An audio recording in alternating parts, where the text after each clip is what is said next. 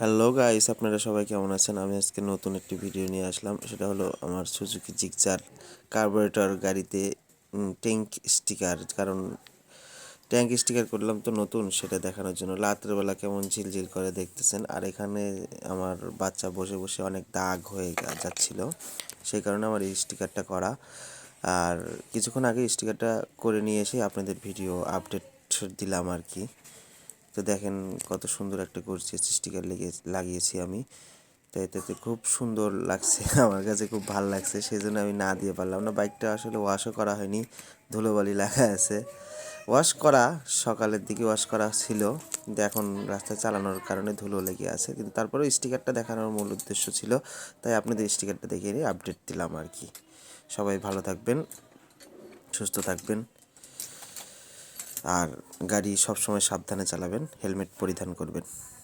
Okay, good bye, tata.